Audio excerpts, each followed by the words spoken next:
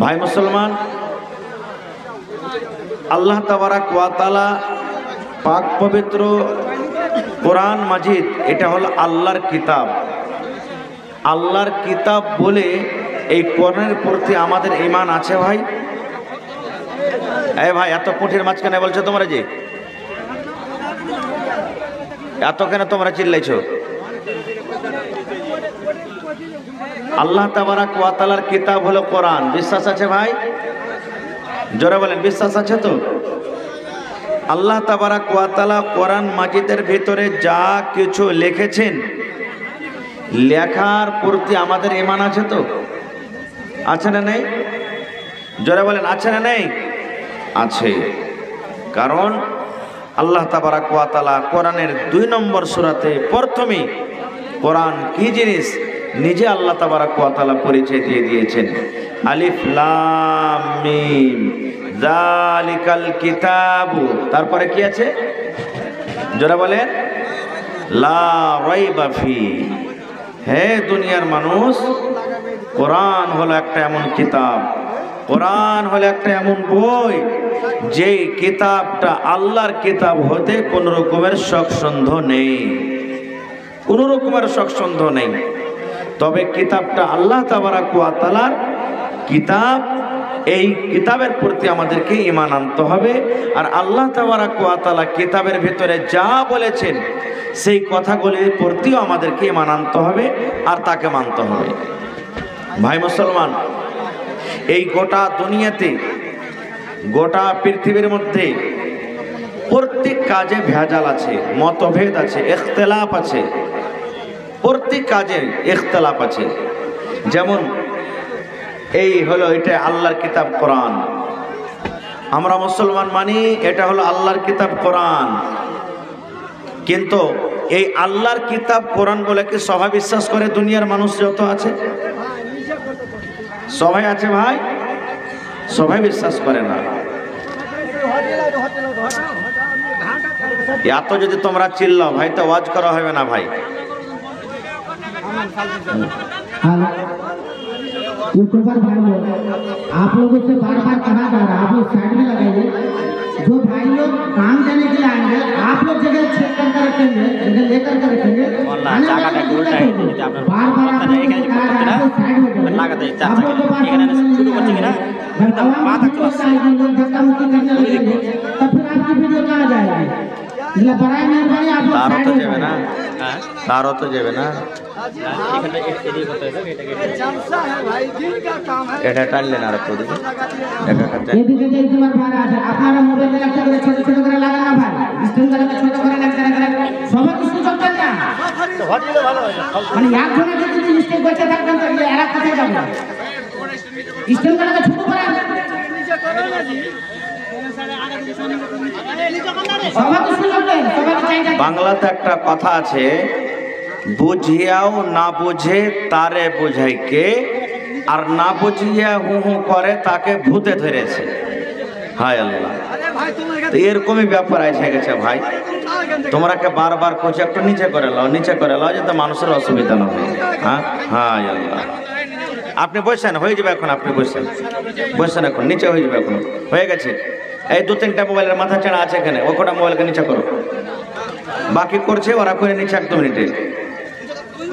ভাই মুসলমান, দুনিয়াতে কোনো কাজে কিন্তু মানুষের একমত নেই।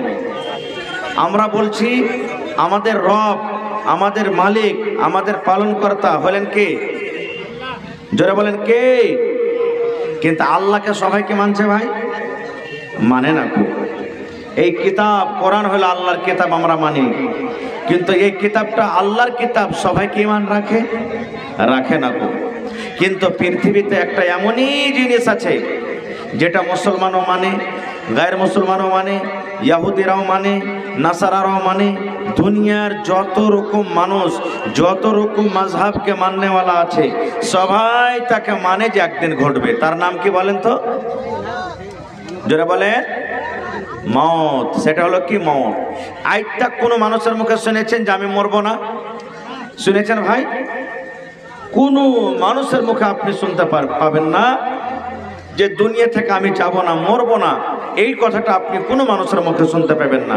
কারণ সবাই জানছে, মানছে যে একদিন এই দুনিয়া ছাড়তে হবে, একদিন মালাকুল মত আসবে, একদিন আমার জান কবজ হবে, একদিন দুনিয়া থেকে চলে যেতে হবে, সবাই কিন্তু মানে।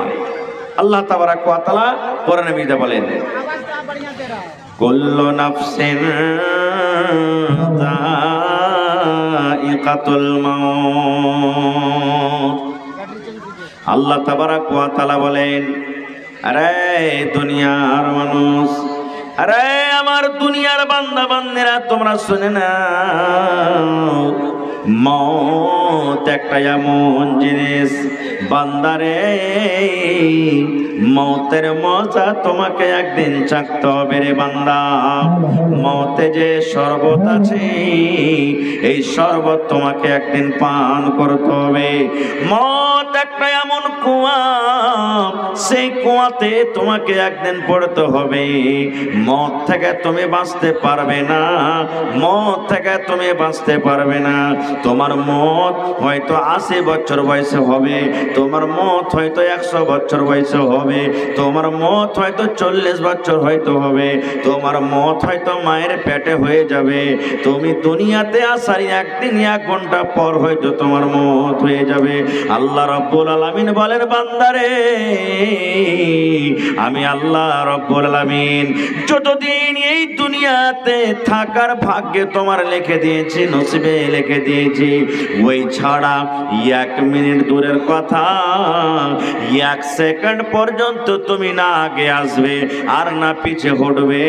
টাইমের পরে তোমার মওত হবে, টাইমের পরে তুমি দুনিয়া থেকে চলে যাবে।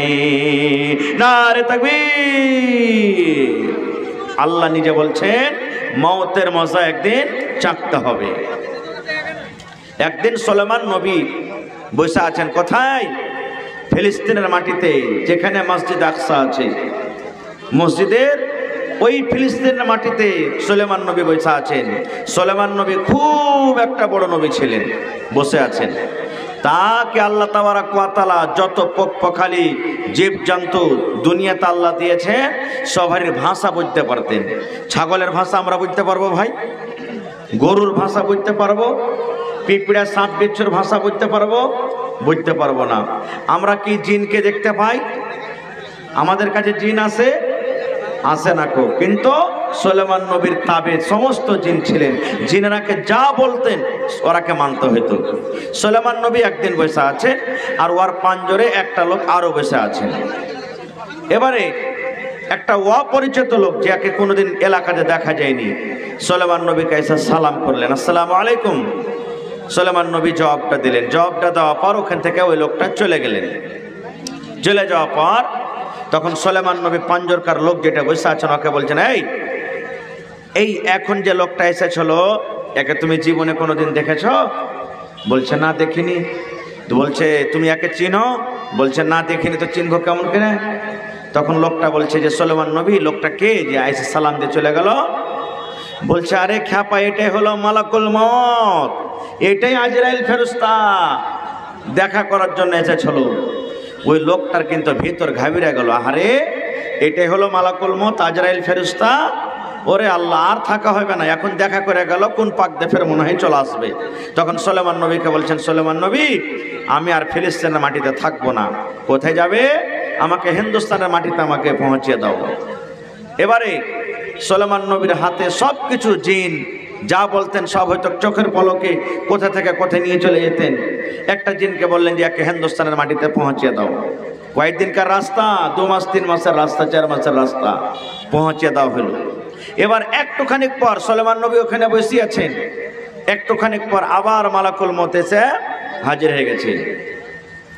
এবার মালাকুল মওত তখন বলছেন, সুলাইমান নবী যে আল্লাহর বান্দা, যে যুবক, যে লোকটা আপনার পাঞ্জরে বসেছিল, ওই লোকটা কোথায় চলে গেল বলেন তো? সুলাইমান নবী যে লোকটা আপনার পাঞ্জরে কিছুক্ষণ আমি আগে দেখে গেলাম, ওই লোকটা কই?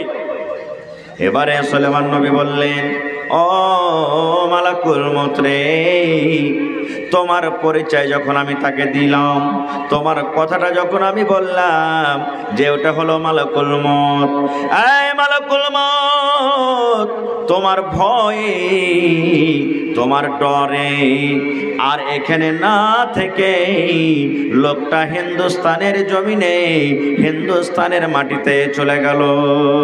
এইবারে মালাকুল মউত বলছেন, আল্লাহ তাবারাক ওয়া তাআলা লাখ লাখ শুকর, আল্লাহর শুকরিয়া আদায় করে জীবনে আমরা কোনোদিন পারবো না। এবারে সুলেমান নবী বলছেন, কেমন কথা বলছো?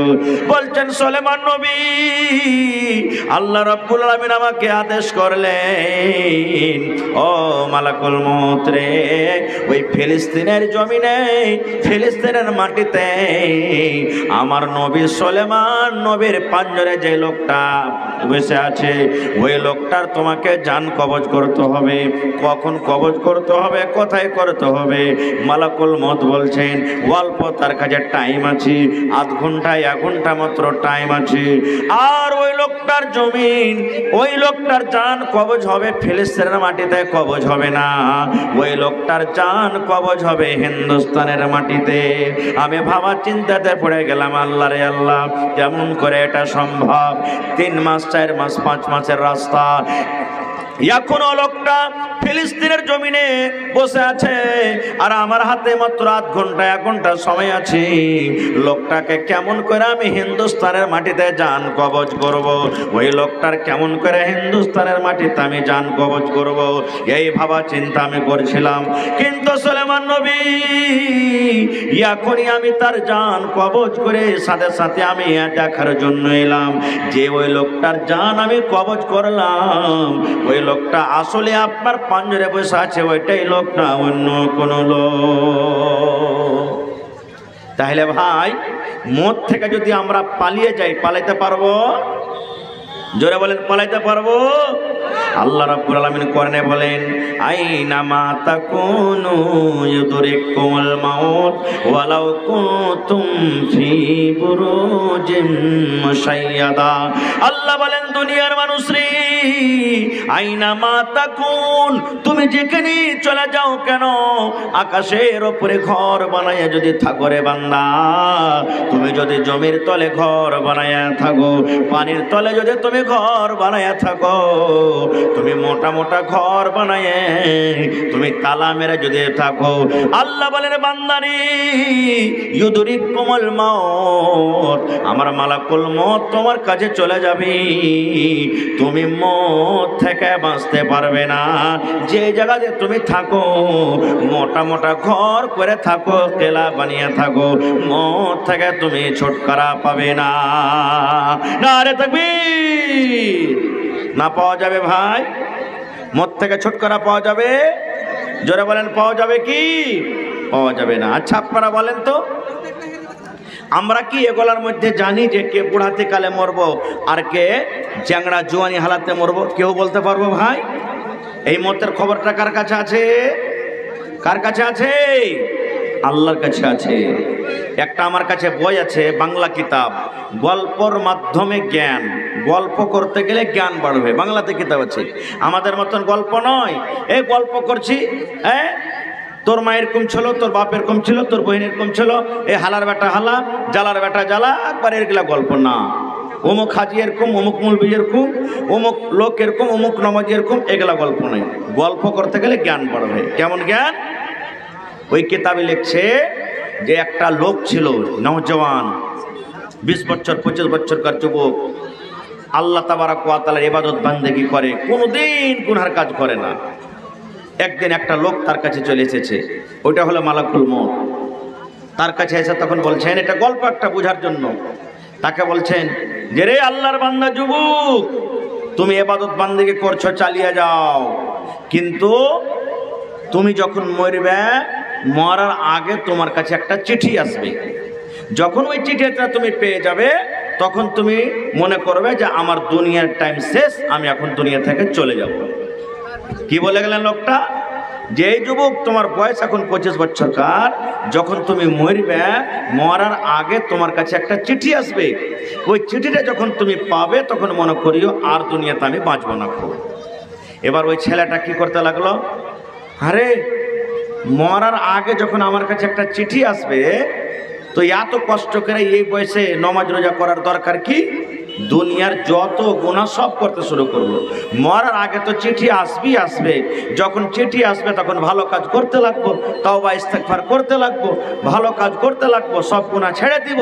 এখন তো দুনিয়ার মজাটা লিয়েলি, মদ পান করতে লাগলো, জেনা করতে লাগলো, মিথ্যা কথা বলতে লাগলো, নামাজ রোজা ছেড়ে দিল, দুনিয়ার সব গুনাহ করতে লাগলো। এই করে করে তার বয়স 25 হইলো, 30 হইলো, 35 হইলো, 40 হইলো, 50 হইলো, 60 হইলো, 70, 80, 100 বছর হয়ে গেল, কিন্তু চিঠি তার কাছে কিন্তু আসে না। 80 বছর, 60 বছর বয়স হয়ে গেল, এমন টাইম হয়েছে মাথার চুল পেকে গেল, দাড়ি পেকে গেল, চোখে ঝাপসা দেখতে লেগেছে, কোমর ঝুঁকে গেছে, চামড়া টানছে তো 1 ইঞ্চি বেড়ে চলে আসছে, এরকম বুড়া কালে হয়ে গেছে, কিন্তু চিঠি আসে না।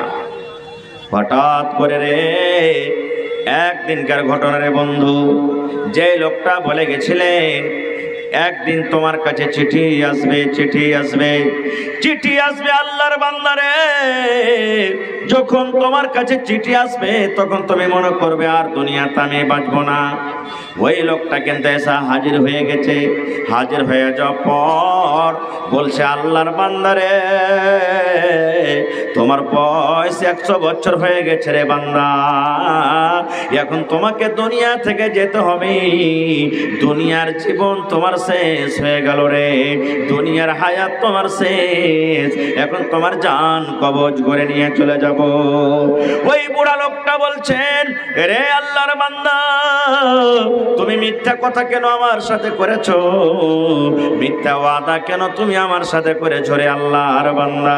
তুমি তো আগে বলে গেছিলে যখন আমার বয়স 25 বছর বয়স ছিল, তখন তুমি আমার সাথে ওয়াদা করেছিলে যে যখন তুমি মরবে, দুনিয়া ছাড়বে, মরার আগে তোমার কাছে একখানা চিঠি আসবে, ওই চিঠিখান যখন তুমি পেয়ে যাবে তখন তুমি মনে করিও এই দুনিয়াতে আর আমি থাকবো না।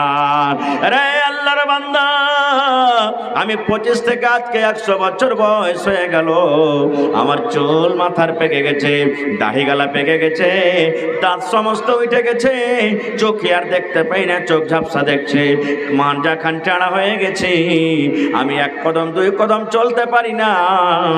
এরকম বয়সে পৌঁছে যাওয়ার পর আজ পর্যন্ত চিঠি এলো না, আর হঠাৎ করে তুমি আজকে বলছে চান কবজ করে আমি নিয়ে চলে যাব, এই কথাটা তোমার কিন্তু মানা হবে না। না, তোমার কথা মানবো না। খুব কেমন করে তুই আমার জান কবজ করবে? আরে তুমি তো ওয়াদা করেছো মরার আগে চিঠি আসবে। এইবারে মালাকুল মউত তখন বলছেন, ও আল্লাহর বান্দারে, চিঠির কথা বলেছিলাম রে, তুমি চিঠি পাওনি? বলছেন, না আমি চিঠি পাইনি। মালাকুল মউত বলছেন, আল্লাহর বান্দা, আমি দেখতে পাচ্ছি তোমার কাছে অনেক অনেক অনেক চিঠি এসেছে রে, অনেক অনেক চিঠি এসেছে, কিন্তু চিঠি তুমি একদিনও পড়া দেখোনি, একদিনও তুমি পড়া দেখোনি রে আল্লাহর বান্দা, চিঠি তুমি একদিনও কিন্তু পড়া দেখোনি। এবার ওই লোকটা বলছেন, না আমার কাছে চিঠি আসেনি, আমি কেমন করে পড়বো? এবারে মালাকুল মউত বলছেন, আল্লাহর বান্দা, আমি যখন তোমার কাছে এসেছিলাম তোমার কি তখন মাথার চুল পেকেছিল? বলছে, না আমার তখন মাথার চুল পাকেনি। বলছে, এখন তোমার মাথার চুল কি পেকেছে? বলছে, হ্যাঁ। বলছে, বান্দারে, এটা হলো একটা আল্লাহর তরফ থেকে চিঠি, যে তো যখন আমি এসেছিলাম তোমার মাথার চুল পাকেনি, এখন তোমার মাথার চুল পেকেছে, ইয়ার মানে এটা আল্লাহ রাব্বুল আলামিনের তরফ থেকে চিঠি। আরে আল্লাহর বান্দা, যখন আমি তোমার কাছে এসেছিলাম তোমার দাঁতগুলো ভালো হয়েছিল, দাঁত তোমার মজবুত ছিল না? ছিল না। বলছে, হ্যাঁ আমার দাঁত ভালো ছিল। বলছে, এখন দাঁত দেখো তো মুখের ভিতরে দাঁত আছে নাকি? বলছে, না একটাও দাঁত নাই, সব দাঁত উঠে গেছে। এইবারে মালাকুল মউত বলছেন, আল্লাহর বান্দারে, এটা হলো আল্লাহর পক্ষ থেকে একটা চিঠি, এটা আল্লাহর পক্ষ থেকে একটা চিঠি। এই দাঁত উঠে যাওয়ার মানে আখিরাতের দিকে তুমি এগিয়ে গেছো, আখিরাতের দিকে তুমি এগিয়ে গেছো। বান্দারে, আমি যখন তোমার কাছে এসেছিলাম তোমার কোমরটা কি সোজা হয়েছিল না কোমরটা পড়ে গেছিল? বলছে, সোজা হয়েছিল। বলছে, বান্দারে, এখন তোমার কোমর টেঁড়া হয়ে গেছে, তুমি সোজা হয়ে আর চলতে পারো না, হাঁটতে পারো না। ইয়ার মানে এটাও আল্লাহ রব্বুল আলামিনের পক্ষ থেকে একটা চিঠি। এত চিঠি আসা পর তুমি বলছো আমার কাছে চিঠি আসেনি, চিঠি আসেনি। মানা হবে না রে, হবে না, হবে না। বন্ধুরে আমার, ওই পাপের গুনার অবস্থায় তার জান কবজ করে নিয়ে চলে গেলেন। নারে তাকবীর। আমরা কেউ জানি যে কে নেকির হালাতে মরবো, কে গুনার হালাতে মরবো? জানি ভাই, জানি কি? কোরআন মাজিদ একটা সূরা আছে, ওই সূরাটার নাম সূরায়ে লুকমান। সূরাটার নাম কি? সূরায়ে লুকমান। দেখবেন বাড়িতে খুলে, যারা পড়িতে জানেন। শেষের দিকে এখানে একটা ঘটনা আছে, ঘটনাটা আমি বলবো না, টাইম খুব শর্ট। শেষের দিকে 5টা কোরআনের আল্লাহ তাবারক ওয়া তাআলা শেষের আয়াতে কথা বলেছেন। 5টা কথা। কি কথা? 5টা কথার মধ্যে 1 নম্বর কথা আল্লাহ তাবারক ওয়া তাআলা বলে দিয়েছেন, ইনদাহু ইলমুস সাআহ, কিয়ামত কখন হবে আল্লাহ ছাড়া জানে না। কিয়ামতের খবর আল্লাহ ছাড়া কারোর কাছে নাই। কিয়ামত কখন হবে আল্লাহর কাছে ইলম আছে। এবার আল্লাহ রাব্বুল আলামিন বলেন, বান্দারে 5টার মধ্যে আরো একটা খবর আছে। আল্লাহ রাব্বুল আলামিন যেটা নিজের কাছে রেখেছেন, দুনিয়ার কোনো মানুষকে দেয়নি। মানুষের মত কখন হবে এবং মানুষ কোন জায়গাতে গিয়ে মরবে। আমি